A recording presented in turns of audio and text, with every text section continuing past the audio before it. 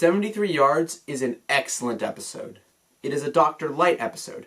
If you're unfamiliar with that phrase, it means that the episode does not feature the Doctor very much. Some previous examples of Dr. Light episodes would be Love and Monsters, Blink, and Turn Left.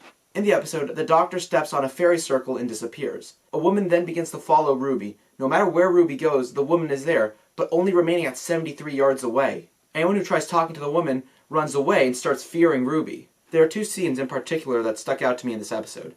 Ruby's mom tries talking to the woman, and so she starts fearing Ruby too, even kicking her out of her home.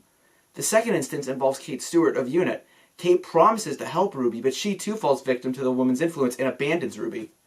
In a montage, we see Ruby continue to live her life with the woman following her. We see how the woman affects Ruby, making it difficult for her to maintain relationships. Eventually, we see her in her 40s, and she is reminded of Roger A.P. Gwilliam, who, according to the Doctor, prior to disappearing, becomes Prime Minister and nearly causes a nuclear war. Ruby volunteers on Roger A.P. Gwilliam's election campaign. I love the tracking shot of Ruby as she enters the campaign office, and the editing when she volunteers, specifically this scene.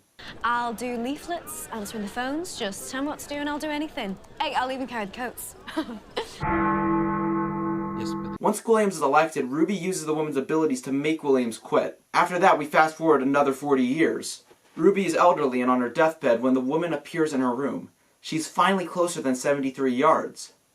Ruby's teleported back in time to when she and the Doctor first arrived. But now, Ruby is the woman on the hill, and the one who is following Ruby the whole episode.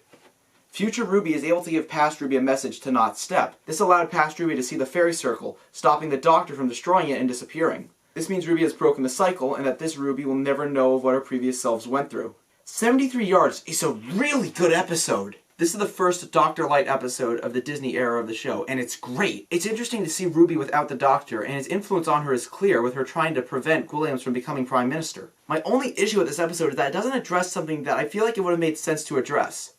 Where's 14? Just as a refresher, in the third 60th anniversary special, The Giggle, the Doctor bi-generated into 14 and 15, meaning 14 remained alive while 15 became a separate person.